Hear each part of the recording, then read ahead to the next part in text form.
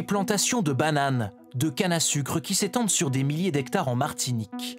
De culture très dominante sur l'île, symbole d'un département ultra dépendant, obligé d'importer la majorité de son alimentation. Dans ce supermarché, 4 produits sur 5 ne viennent pas de Martinique.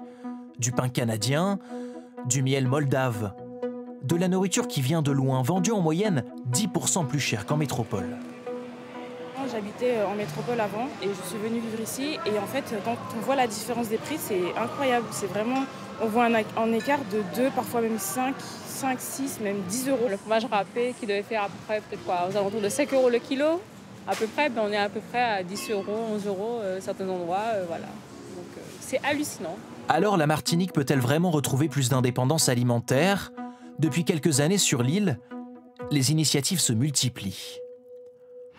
Sur son exploitation, Jonathan Lery Agara s'est tourné vers une culture biologique diversifiée en plantant sur ses parcelles des semences venues notamment de l'étranger. Ça, c'est une requête en fait qui nous vient d'Italie. En Martinique, on a vraiment un manque de production en légumes feuilles et le but, c'est de pouvoir rajouter de la production pour pouvoir arriver justement à cette souveraineté alimentaire. D'autant que le climat tropical est selon lui idéal pour ces plantations. Au total ici, une 50aine de cultures qu'il commercialise en circuit court mais aussi en supermarché. Cette diversité assure une meilleure régénération des sols et plus de sécurité financière, selon le maraîcher. Le fait de pouvoir se diversifier, c'est aussi se garantir un revenu, garantir une sécurité, une pérennité dans l'avenir et puis aussi répondre le plus que possible aux besoins de son territoire. Lancer de nouvelles cultures, quand d'autres, pourtant historiques sur l'île, continuent d'être importées, comme le cacao. Pour inverser la tendance, Lucien Loury a décidé de replanter plusieurs centaines de ces cacaoyers sur l'exploitation familiale. Les arbres qui sont ici sont plantés il y a moins de 10 ans et ils sont déjà sur le 3e porté. Vous y attendiez? Alors, je m'y attendais, mais j'étais un petit peu surpris quand même. Avec 40 autres producteurs martiniquais, il est suivi par cette association chargée de restructurer la filière délaissée depuis le XVIIe siècle au profit de la banane. On va pouvoir récolter ces cabosses-là quand à peu près? Celles-ci, elles vont pas tarder. Les 2 grosses d'ici 2-3 semaines environ. 2-3 semaines, oui. On a été regarder dans la Caraïbe, là où ils n'ont pas arrêté, comment ils fermentent, comment ils transforment, comment ils cultivent, etc.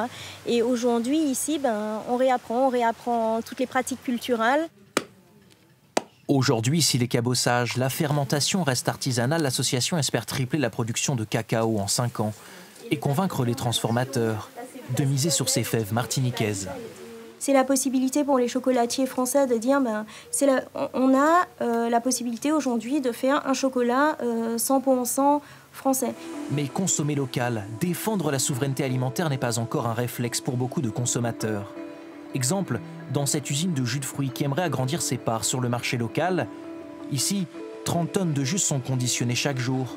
Et le directeur l'admet, ces machines pourraient produire 2 fois plus. On a des machines qui sont un petit peu trop performantes ou qui vont un peu trop vite par rapport au marché de 300 000 habitants pour lequel on travaille. Alors, pour accroître la demande, la marque compte jouer la carte du local, améliorer sa visibilité. En apposant sur ses bouteilles cette pastille Cœur Martinique, qui garantit une production insulaire, objectif se différencier des concurrents européens. Ça permet d'éclairer immédiatement le jugement du consommateur. Et donc, du coup, de pouvoir faire en sorte que demain, ils achètent systématiquement ces produits qui seront estampillés comme ça. Aujourd'hui, ce label Cœur Martinique regroupe 230 fabricants et agriculteurs sur l'île.